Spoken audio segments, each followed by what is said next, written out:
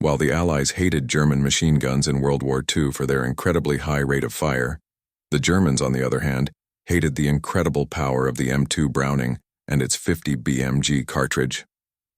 After all, it didn't get nicknames like Meat Chopper and Kraut for nothing. But the real story is actually much darker and, well, as you could imagine, after being hit by such a round, more gruesome. Okay, so let's go back now and explain why and how what would turn out to be the M2 was created. In World War I, it was realized how important effective machine guns were. But during that time, machine guns were firing the same ammunition as infantry rifles. And as new wonders of the battlefield emerged, like the first armored planes and tanks, they showed the need for something with a heavier punch. So General John Pershing specifically demanded a new machine gun that could destroy these things much more effectively than the .30 caliber machine guns they had. That request was given to John Browning, America's most famous gun designer.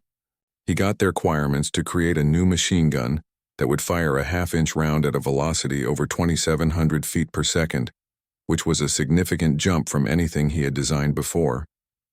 He then took his already reliable M191173 caliber water-cooled machine gun and basically scaled it up to fire a new, much larger cartridge. That new cartridge was also a scaled-up version of the 3006 with a specific request to be rimless for smoother feeding, and with some inspiration from the captured German 13.22 mm anti-tank rifle cartridge. It became the 50 BMG, or 12.7 by 99 mm. They didn't know it at the time, but they had created one of the most effective cartridges that was soon about to have plenty of use on the battlefield. After some back and forth, the first prototype was ready for testing and soon entered production as the M1921, a water-cooled, heavy machine gun intended mostly for anti-aircraft use. It was then tested to see where else it could be used.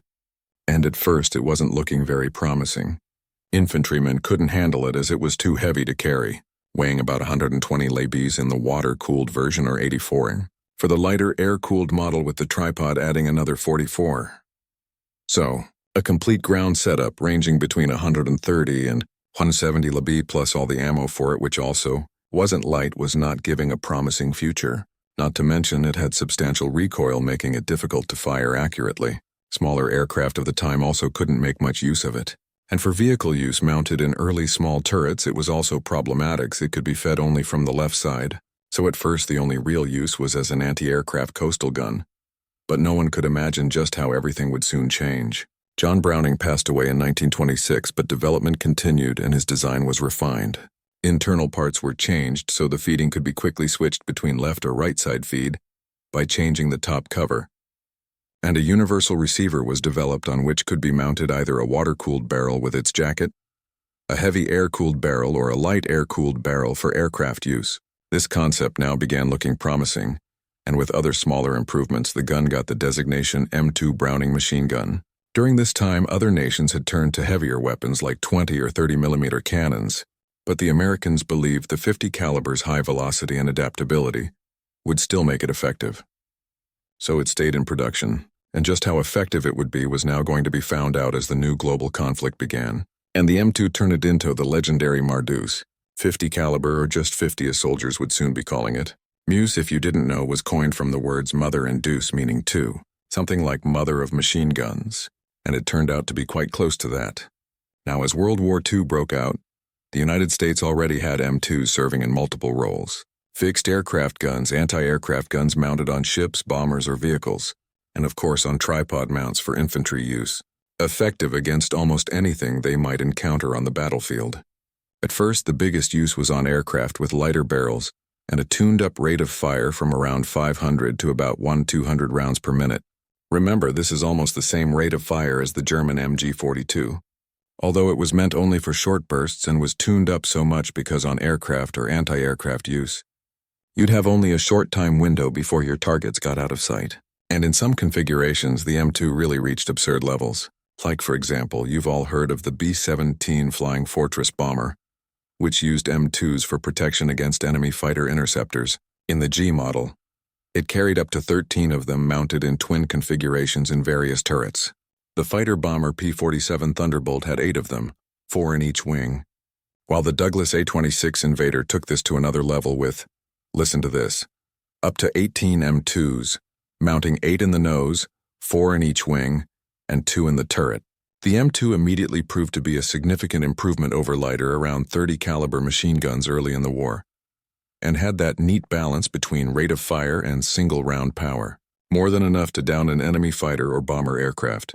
It could easily go through engine blocks, especially with armor-piercing rounds, and when you have several of them firing at the same time, it's dangerous for anything on the battlefield. American fighter planes would strafe locomotives, armored vehicles, and even tanks with great effectiveness since the roof armor was always thinner. Very soon into the war, the heavy barrel variant became a must-have on almost all tanks and vehicles and wherever else they could mount it.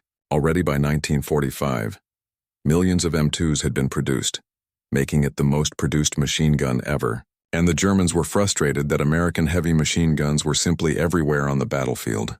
This also made every attack from low-flying fighter, aircraft, or dive bombers like the Stuka much riskier because almost every Jeep, half-track, and tank had a 50. This is why on tanks the M2 was mounted on the back of the turret and operated by a soldier standing on the engine deck. This way it could fire upward in case of an air attack, although the gunner was outside the relative safety of his tank. Before we get into battle, here's an explanation in case you ever wondered why Browning's barrel goes back after firing. The M2 operates on the short recoil principle, where the barrel and bolt start locked together and move rearward as one unit after firing. That keeps the cartridge case supported while chamber pressure is still high, so it would not rupture when extraction begins. After traveling backward some 10 mm, the barrel stops and the bolt continues rearward on its own, extracting and ejecting the spent case. As it moves, it compresses the recoil spring, which pushes the bolt forward again, extracting a new round from the disintegrating belt, chambers it, and fires again, repeating the process for as long as the trigger is pressed. Now let us talk about how the Germans looked upon them and why they hated the 50s for several reasons. The first and most obvious one is that Americans began relying more and more on overwhelming firepower as their main tactic. And the Germans, of course, were terrified by it.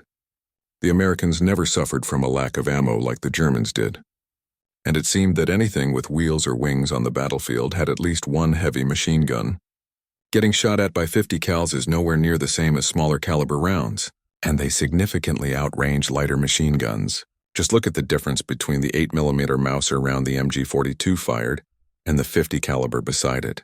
The 50 delivers between 5 and 10 times more energy than all other weapons used by the infantry. So if you were fighting from a house, for example, concrete or brick walls would not protect you anymore, as the rounds would either go through the wall and kill you, or if not with the first round, a longer burst concentrated on one spot would collapse the whole wall section, or shred your sandbag bunker.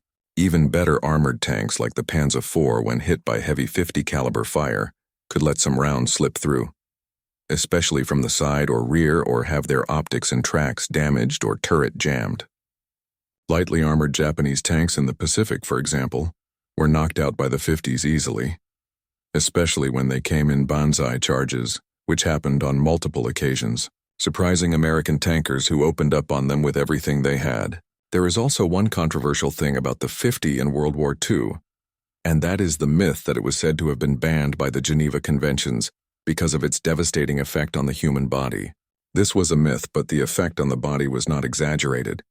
Basically, if you are hit by a 50 in any part of the body, you are either going to lose that part if surviving without it is possible, or you're going to die. And many German soldiers were unfortunate enough to witness that. When the 50 BMG's energy transferred to a human body, it created an effect so gruesome that we can't even describe it here because of YouTube, but I'm sure you get the idea. If it can do that to a wall or a watermelon, imagine what it does to a human body. So now you understand the German soldiers' concern about it.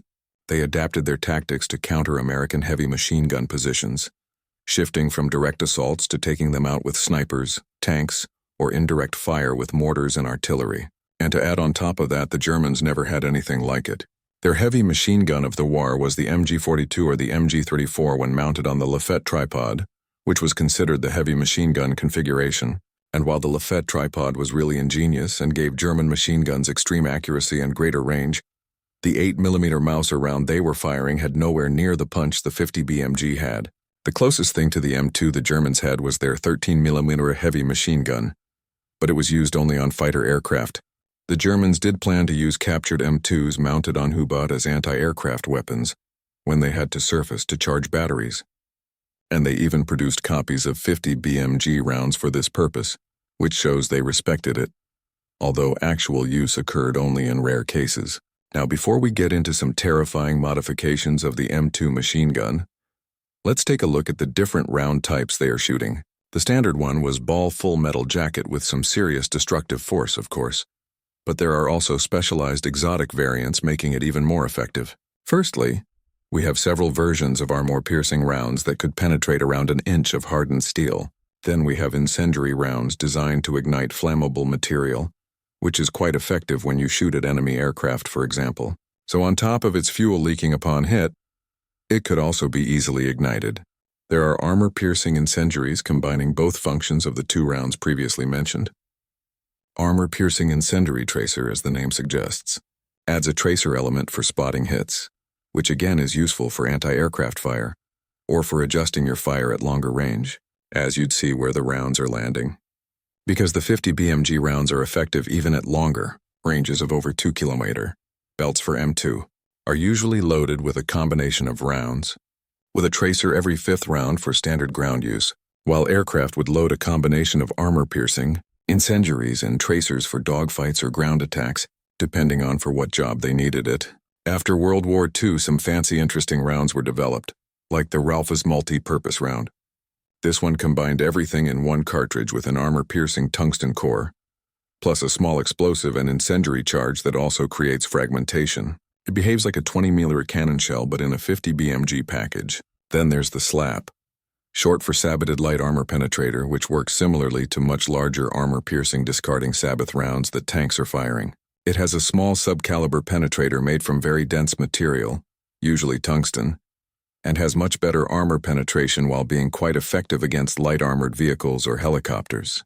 However, these are usually used in sniper rifles as it is not a cheap round to fire in full auto. Oh, and yeah, while we mentioned sniper rifles, the 50 BMG cartridge impressed the American military so much that they built a sniper rifle around it. The most famous example is Carlos Hathcock, the legendary sniper from the Vietnam War, who experimented with an M2 machine gun by mounting a telescopic sight on it for engaging targets with single shots at long range, where standard smaller caliber sniper rifles weren't so effective. He even scored confirmed kills this way with a scoped M2. This inspired and later led to creation of the M82 Barrett, the so-called anti-material sniper rifle chambered in 50 BMG that became famous in the American Army. This video about the 50 wouldn't be complete without something called the Quad 50.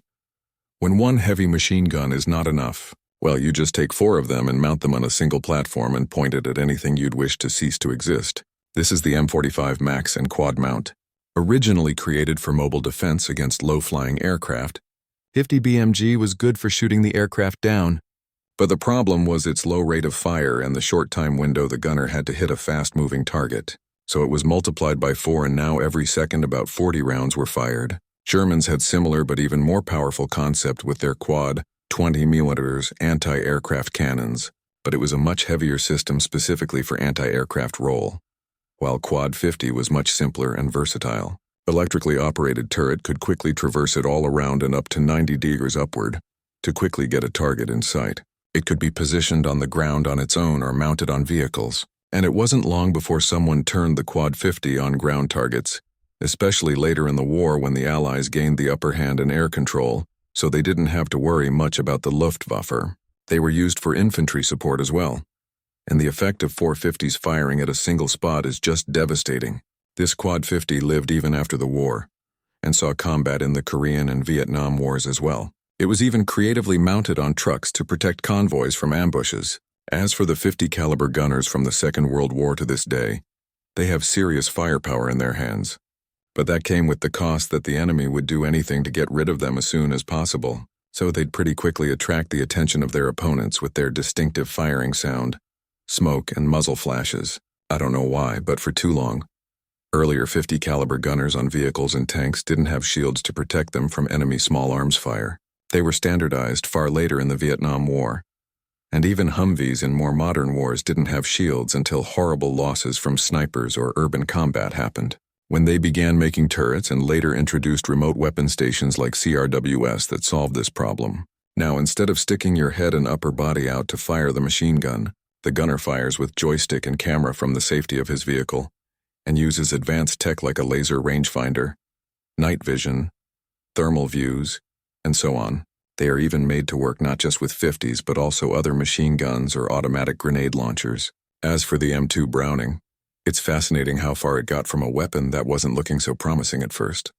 So far, in fact, that it is still very much used to this day with only minor changes and improvements to it and the same core design from over a century ago. The most visible recent change was the M2A1 configuration with improved barrel change system, flash suppressor, and a manual safety. But other than that, it's more or less the same weapon. I said this about the MG42. How fascinating it is that such an old design is still used today in a modernized version. But when I did research for Martis, I realized that it's even older, literally coming from the First World War, and it still remains a very useful platform and caliber, with no retirement on the horizon for both.